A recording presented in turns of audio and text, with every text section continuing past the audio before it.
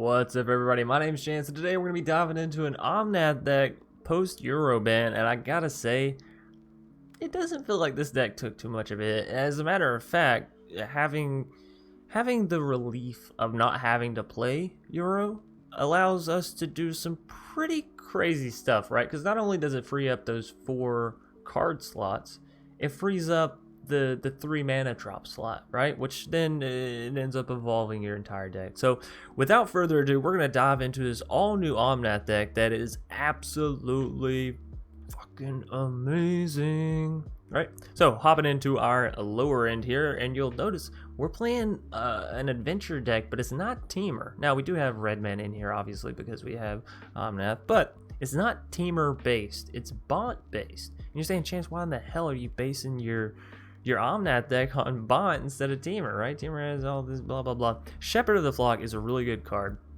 1 mana, return target permanent you control to its owner's hands. So you can return your lands. You can return your Felidar Retreats when they're going to be removed. You can return your Fae of Wishes for 1 mana without having to discard. You can return your, all this, that, and the other stuff, which we'll get into other cards later. But you can return that stuff to your hand for only 1 mana. You have the Lucky Clover. You can return 2 things. And there's actually a lot of spice that this card brings alongside being a 3/1 body, which means this deck has a little bit of upfront potential to just sort of smash in, right? Fae of Wishes, of course, when combined with Lucky Clover or even just on its own, being able to jump into your sideboard and grab whatever card you may need is really, really killer. Now, 2 mana for a 1/4, also really great, and the fact that you can pay 2 mana and bounce it back to your hand is beautiful. We've all seen Fae, we all love Fae. Lotus Cobra, landfall enters, you get mana, we've seen it, we love it, again, beautiful. Lucky Clover, uncommon, gonna allow you to cast an additional copy of all your adventure spells, so those of you not quite sure how the adventure works, down here you'll see Fae of Wishes and Shepherd of the Flock. They have 2 sides to them, sort of. One's a creature, one's a spell. Lucky Clover copies the spell side, the instant side, the sorcery side, right? Looking at our Fae of Wishes sideboard, really, really quick, we essentially just have cards to sort of answer whatever our opponent may play or give us an edge into the victory. So Embercleave Yugen, helps us do what we're going to do. Tormod's Crypt, or Tormod's Crypt, whatever, and Shadow Spear helps us answer sort of what the opponent has, right? So that will be, in the deck list down below. You can take a more extensive look if you want to. Moving us over into our 2 drops, we have 3 copies of Brazen Borrower, which is another card that Shepherd of the Flock works really, really well with, right? So if you have Lucky Clover down, you have any amount of Brazen Borrowers, you can bounce the Brazen Borrowers back to your hand and then rebounce stuff with your Brazen Borrowers off the Lucky Clover thanks to your Shepherd, right? So it has this whole little tie-in thing where you're only paying 1 mana in order to replay some of these really big and really effective spells for very cheap. Next up, we have Cultivate, which helps you ramp alongside the Lotus Cobra and other things that we'll be getting into later. But again, the potential to get down 2 cards in 1 turn, 2 lands in 1 turn, that's great for the Lotus, it's great for your Omnath, it's great in general. Moving us down, we have three copies, I think? Yeah, 3 copies of Lovestruck Beast. Again, it's just a solid body. It's good against the aggros. It's good at swinging in against your opponent. And again, you have the 3/1 Brazen Borrower. You have the 5/5 Lovestruck. You have the 3/1 Shepherd. You have a lot of damage in this deck to just sort of go face on your opponent. So if they're not being careful, if they're not being defensive, you're just going to win off smashing and bashing, right? Any Hoosers, moving us to our 4 drops. As I mentioned earlier, we have Felidar Retreat. This is an enchantment with landfall ability. Whenever a land enters the battlefield, we're going to be able to choose 1. So create a 2/2 white cat beast creature token, or put a +1/+1 counter on each creature you control. Then those creatures gain vigilance until end of turn. This card's extremely strong. It can honestly win you the game all on its own. And I mean, whenever you think about it, it makes a lot of sense. You played a Fabled Passage, and now you can create 2 cats, right? On the next turn, if you happen to play 2 more lands with, your Cultivate or whatever, then now your Felidar Retreat is putting +1/+1 counters on, 3 cats, and they are all gaining vigilance, and on the next turn you can build them up, and so on and so forth. So it's a really cool card. It's really awesome as far as allowing you to win, and it's fun. That's one of the main importances that I can stress, is like having a card that is both winnable while still being fun. Speaking of winnable fun, at least in my opinion, to a degree, Omnath Locus of Creation. Fun to play, hate to play against it, right? 4 mana, 4/4, whenever it enters the battlefield, draw a card. Furthermore, whenever a land enters the battlefield for the first time, you're going to gain 4 life. Second time, you're going to add 4 mana, 1 red, 1 green, 1 white, 1 blue. And for the third time, you're going to deal 4 damage to each opponent and their planeswalkers. So kind of like a one-sided Storm's Wrath on non-creatures, right? So it's a really good card, it's really cool, and that's sort of why everyone's been playing all these landfall decks, all these ramp decks, all that, this, and the other, right? Because this card is so beautiful, and adding that additional 4 mana means you can, you know, go cast a Brazen plus a Shepherd, or cast a Lovestruck, you know, whatever. There's a multitude of things you can do with the mana and all this, that, and the other with Omnath. But we have the Cultivate, we have Lotus Cobra. You see where we're sort of going with this deck, right? Now let's get into the top end that's really, really spicy, and another reason why we're going for Bont over Temur. Kenrith the Returned King, 5 mana for this 5/5 that reads, and it has an ability in every single mana color, which you can proc the black effect if you have a Lotus Cobra down and you select, you know, Swamp Color, Black Color, or whatever. So it's actually really cool that you can still return like your Omnath from the graveyard with your Kenrith in this combo. So anyways, outside of that, the main thing that you will be doing here is either A, gaining life. If you're on the back end, you're sort of on the, you know, back foot of the game. 5 life is nothing to sneeze at, and you're probably going to have more than 3 mana. If you have 6 mana, now you're getting 10 life. It's enough to really put you back in the game up against aggro or almost any deck, right?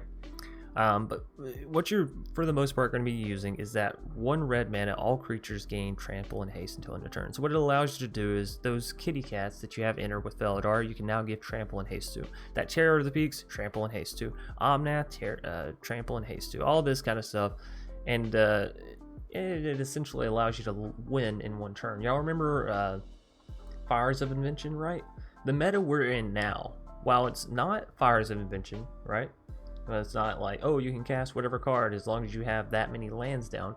It is a very, very similar feeling of Fires of Invention, considering we have so much mana that it's like, well, you can essentially cast 2 spells every turn, just like you do with Fires, and then that's sort of your turn. Problem is, Kenrith with Fires, Kenrith with this deck is just beautiful. Being able to build up a massive army in 1 turn was never really a problem in Magic until we were given the ability to give that army trample and haste for 1 single mana, right? Anyways, Terror of the Peaks, as I mentioned, comes down. It's going to be great whenever your Omnath or your Kitty Cats or your adventure spells come down, right? Escape the Wild is going to help you go through your deck, play more lands down, find more cards. It's beautiful. It's really beautiful card, especially with Omnath, which adds 4 mana. If you have 1 mana left over, now you can play Escape to the Wilds relatively free. And then last but not least, we're moving on to Beanstalk Giant and Genesis Ultimatum. Beanstalk Giant really turns online a lot of this deck. So Beanstalk combined with Lucky Clover means that you could be proccing Omnath's tier 2 just off of that, not to mention the lands you play or whatever else, right? Furthermore, Beanstalk with Terror of the Peaks, obviously you're dealing tons of damage there, and Beanstalk with Kenrith means you have a big old, you know, 7/7, 8/8, 9/9, 10/10 trampling haste creature that's just sort of at your disposal. Now, all that being said and out of the way, we also have Genesis Ultimatum, which can allow you to look at the top 5 cards, put any number of permanent cards from among them onto the battlefield, and the rest into your hand. So Genesis Ultimatum is going to pull out all your lands, all your creatures, all your enchantment stuff, and slam and jam it down, which is obviously going to be great. It's going to proc your Omnath sometimes, or your Felidar, or your Kenrith, or your Terror. It's just a big old lucky grenade, basically, right? You just sort of toss it out and you see what effects happen. So really fun deck if you're playing it again. If you're playing against it, I'm assuming that it feels very oppressive and very, very not fun. But in all actuality, it's not a control deck to a degree. You're mostly worried about your own stuff, building, growing, you know, trying to get down the biggest board and then swing in with 2 creatures. It does have some control aspects with the Brazen and with being able to remove stuff with Terror of the Peaks ability, but again, for the most part, you're just going for the fun stuff. You're going for the big mana plays, right? Anyways, thanks everybody for watching. Hope you enjoyed this deck tech breakdown. Hope you're still enjoying Omnath, even though I know it's a little rough and bumpy here and there. Without further ado, we are going to go and hop right into our magic. Regent God. A Regent? It's probably Regent. Oh, come on, game. Of course I'm going to keep it. You give me a freaking fracking Cobra off the bat. I think I go first, which means I have to hit the Fabled Passage, because there's no way in hell I can bank on us getting green mana, right? There's no way I can just get that freaking lucky, huh? Y'all think I can get that freaking lucky? Let's see. Let's see it, ladies and gentlemen. Can Chance get lucky? Probably not what the internet wants to see, but here we are. We're doing it, 2020. Damn it. Alright, well, you know, we tried. Sometimes you get it, sometimes you don't. But you don't always. You gotta try sometimes. You know what I mean? When it comes to like lottery stuff, I wouldn't recommend trying all the time on the lottery for obvious reasons. But so interesting situation. I am gonna go for the Lotus Cobra because it allows us to still play the Love Struck.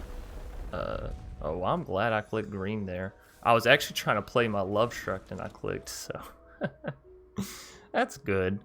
I don't know if you can undo when you pick mana, right? Like, I know you can undo tapping mana, but I don't know if you can undo picking mana from Lotus Cobra. Marauding Blight Priest. I like it. I like it a lot. You know, I'm not too concerned with the Love Struck swinging in this game. I really just want... really just want Love Struck as a defense. So, number of plays we have here. We can go Beanstalk, hit a land, and then off that we can play a Lucky Clover. Or, off that we can play Brazen Borrower. Or we just go for Lucky Clover and wait. I think the best course of action is to go for the Beanstalk immediately here. We can just go ahead and grab some blue mana, red or green or whatever color that may be. And I think we take this first bit of hit. I think we do. To get down the Lucky Clover. We're ramping, we got down Clover. On this next turn we can cast Beanstalk. We'll go back up to 3 mana, which will be enough to either get down Love Struck or use Brazen to double bounce their stuff. Plus have 1 mana for Shepherd. Oh, no, we don't have white mana yet. Fracking, I gotta grab some white mana with this Beanstalk. Y'all don't let me forget. Y'all know how I am. I'll do it in a heartbeat. So we're gonna take 7 damage here. 8 damage here. Yikes, we're going down to 10. That's okay. That's okay. So, Beanstalk, do your stuff. Do your stuff. White mana, grab it. Just don't even think twice. So what are we doing here? We can go ahead and do the blue for the Brazen. And then here, we could go ahead and grab double red. I don't think that's a shabby idea. And this color doesn't matter. So now we could get down to the Kenny G. Good old Kenny G. I think we're instead just going to use Brazen. A little petty theft. Petty theft. I'm not actually going to get down Love Struck. I know that's going to pain a lot of you, but I want to keep Shepherd up in case they go for any removal on my stuff, I think. Like on my Cobraski. And although we do have majority of the usefulness out of Cobra. Yeah, you know what? Let's just play Love Struck. It is a solid body. We're down to 10 health, and I think what's more important than protecting our Cobra is protecting our face hole, so. Drana. Slamming it down. Slam-a-jamma. Slam-a-jamma. Now, we can play Brazen. Right? Brazen does block for us. Good old Kenny G. So we have the white mana we need. We have the red mana. I guess we can go ahead and add another red. And then off that, we can add some more green because we're lacking a little bit in green.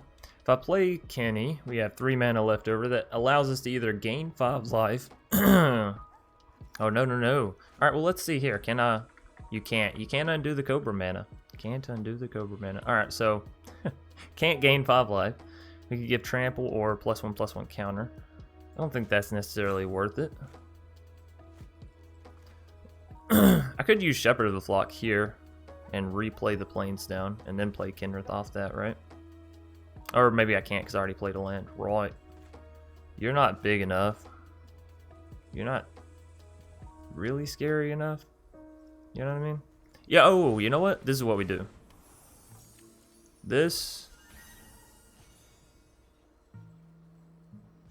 Then we can do that at instant speed, right? Where we bounce the brazen and then... Yeah, alright, beautiful. We figured it out. We figured the puzzle out. You don't have any sort of enter the battlefield, do you? Nah, just when you attack. Okay, and you? You just put a counter on something. Alright. Alright, now before they go to play their Marauding Priest, or is that what it is? Marauding Blight Priest, whatever the hell it's called. We're going to bounce our Brazen, and then we'll bounce their Cleric and Drana, I think. Well, never mind. We'll just do it here. What else do we want to bounce to our hand? Do we want to bounce a land so next turn we can replay the land, re-get that, or do we want to bounce the Lovestruck Beast? I think we want to bounce the Lovestruck Beast, actually. Lovestruck. This is when it attacks, yes, so we can't actually allow them to push to attack phase. We got to bounce you here, which means we got to bounce you here, which means they won't be able to play this plus that, so that's good. So bouncy, bouncy. Beautiful. That's pretty good. That's pretty good little turnaround. We're keeping them controlled. Keeping them controlled. They can't slam Drana back down either, so just go for the Cleric. Cleric. Kinrith.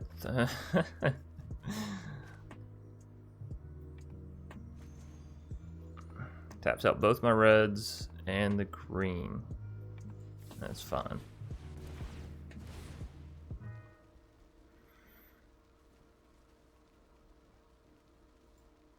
Green mana. You're gonna put down Kinrith. I guess red mana. You'll do green mana. So we could just play down Beanstalk. It is big, it is bad, it is burly. Play down Kenny G. We'll still have 3 mana left over, which we can gain 5 life with. I think there's a solid statement to be said for that. Indeed, I am thinking. Indeed, I am thinking. Alright, now we can proc Kinrith on their turn as well, so we might as well wait, because you never know if we want to put that counter or something like that. Some cheeky shit, basically, right? Some cheeky shit. We got 3 Beanstalks over here, though, right? That's pretty good. If we can start getting those down, then we can Kinrith, you know, give them Trample and Haste. We could also get down Brazen Bar. I didn't even think about that, thanks to the Triome. Alright. So that's going to allow Marauding Blight Priest to deal... Ooh, that's additional damage to us. Thankfully, Cleric only gains 1/+1/+1 counter every turn, so they shouldn't be able to swing in here. Should just go back to my turn. If that's the case in point, then we are just going to gain the 5 life. Now they're thinking, they're like, man, if I don't attack, they are just going to deal. D's correct. What are they waiting on here? Do they have anything to proc? No, they're just deciding on attackers, right?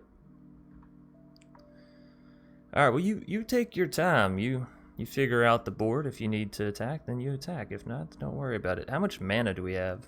4, 5, 9. We have 9 mana. If we could hit a ultimatum, that'd be pretty cool. Do we have the actual mana though to cast ultimatum? We have 2 green, 3 blue, 2 red. Yep, we have it. We have it indeed. Beautiful. I don't know what the opponent's doing here. Maybe they're a little upset, you know? Maybe they're a little upset that they're losing. That's okay. We can't all be decent winners, decent losers. Some of us are sore. If it happens a lot, I feel like you definitely get sore of it. Oh, it seems like I have had a lot more of these games here recently, though. Like, if the attitude of Magic could return to being cheerful, that'd be nice. That'd be a nice thing. I'm just not a fan of all the hate and negativity, you know? Like, me personally, I'll make the best out of what I got, and what I got's pretty good. So we spent 4 mana, which means we still have 5, which means we could use Escape to the Wilds, but I really wanna hit him. Kenrith will live through a Storm's Wrath, right? Our Snake may not, but we have plenty of mana at this point. I think we Storm's Wrath him. I think we wipe that fucking board. Alright, what else do we want? What else do we want? I mean, Primal Might's pretty good. Yugen's pretty good. Yugen does allow us to deal with their Drana, like, permanently, right? Neutralize does as well. I think we go for the Yugen. It's just, like, the obvious one, right? Alright, so Storm's Wrath. We'll just take out everything they have and own and care about. And then we'll hit that Love Struck Beast. What a beast. What a beast. Bam. So yeah, Adventure Omnath decks, these seem really, really good. Not only do you have access to the Omnath, you have Lucky Clover, you have it all. You have it all.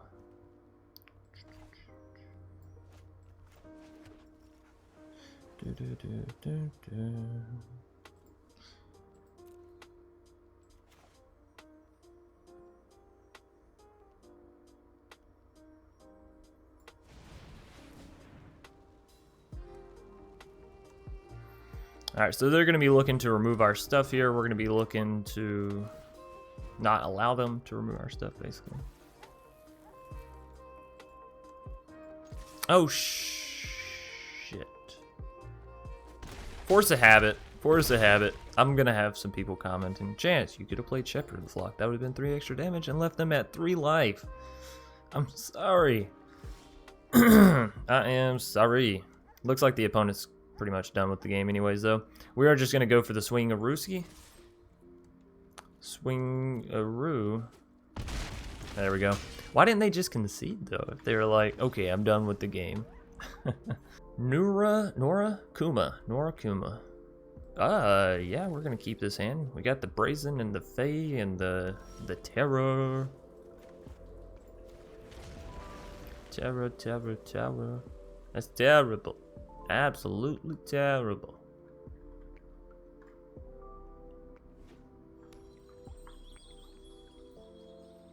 I do like Palaka Caverns. That is a card that I haven't seen much play, but I hope that changes. I'm going to play it nice, easy, breezy, and slow and just play down another Triome.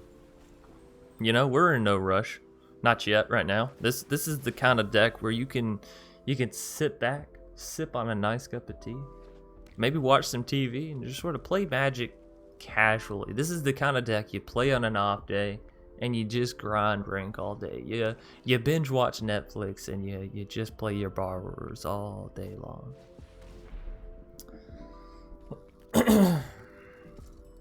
They should take Escape to the Wilds. I'm sorry, I didn't mean to give them the answer there, but let's all be real. They knew what they should have played there, or should have taken. All right. So we do have white mana already down. We have green. We're gonna need some blue if we hope to cast the ultimatum. Of course, that's generally I like to have all the boxes checked, right? So both these triomes mean we have double red, so that's checked. Both these triomes mean we have double blue, so that's checked. And now since we have this island, we have 3 blue, which is all good, and we have double green here, so. Everything that we could ever possibly want is within our grasp. You know what I'm just now realizing as well with this deck? I didn't even put in any of the mythic lands. Yikes. That's a rookie mistake, because those lands are bomb. Damn. Especially the red one, Shatterskull Smashing. That one is a beast. A beast for sure. So I don't need you. I really want the Fae. I'm almost tempted to bounce to discard the Brazen. We haven't found anything that they've wanted to play yet that's worth me, you know, doing that. So we already have white mana. We'll throw this down as green mana. Do we go for the Terror or do we go for the Kenny G? I think we go for the Terror. Here's the thing. If Terror gets removed, it gets removed. Cool beans. If Kenrith gets removed, we lose our ability late game to have our creatures smack, right? Those Beanstalks, those Felidar Retreats, all that kind of stuff. We lose it, so So just, you know, just play it nice and slow. Now we could go for a Beanstalk, grab a land, but that doesn't allow us to also use Fae of Wishes. We could go for the Fae of Wishes and grab something, but honestly I'm okay with just putting down good old Kenrith. The king has returned. Kenrith has such a dope chair. Like, I can't even tell if, like, you see the little gold area in the back? Let's pull it up bigger. This gold area. Is this the back of his chair? Or is that just a design? And this whole thing here, the back of his chair, right? Some things we may never know. It's Rakdos Rogues. It's Rakdos Rogues, everybody. Aren't you so excited and happy to see Rakdos Rogues? I feel like I've said Rakdos Rogues too many times here recently. We're not going to play down the Fae. Instead, we're going to wait. Well, what can we do with you, Kenny? We can put a counter. I do enjoy counters. I do. So yeah, with Fae, we grab something from the sideboard. We still have 3 mana left over. Not quite enough for a Storm's Wrath, I suppose. Should have grabbed some red mana there, huh? I mean, I guess we got it between the triomes, but still. So if we hit some red mana here, we can cast a good old Storm's Wrath, which will be fun, will be nice. We're going to take 7 damage here. Opponent's going to go up to 21 health. No, they're not swinging with Thieves Guild? I guess they want a defender, right? They don't want to leave their face hole open when we got a Kenny and then Beanstalks over here. That just spells trouble. Spells a whole lot of trouble. My turn. No! Kenrith, you bastard. I completely forgot to, alright, so if we do this, we will still have that. Alright, beautiful, beautiful.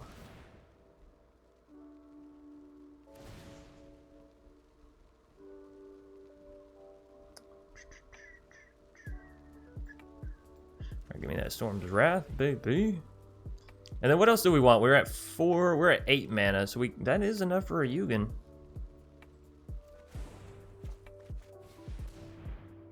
These enough for a Yugon.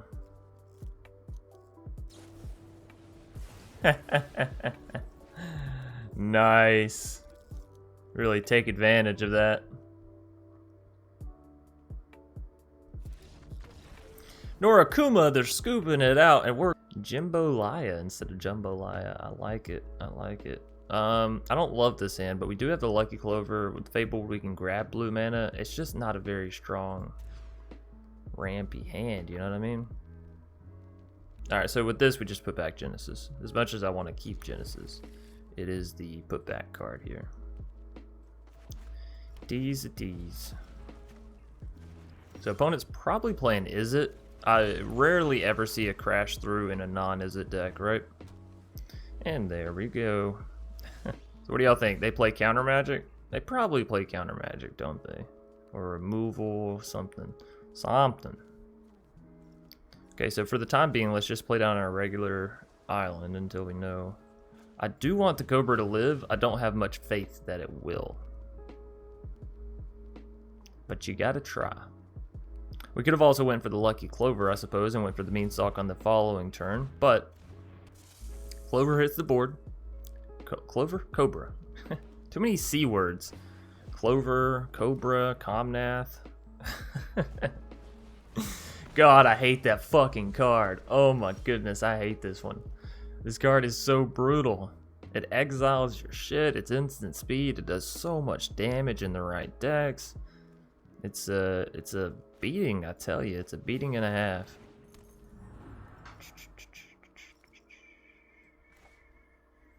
We want this down as blue.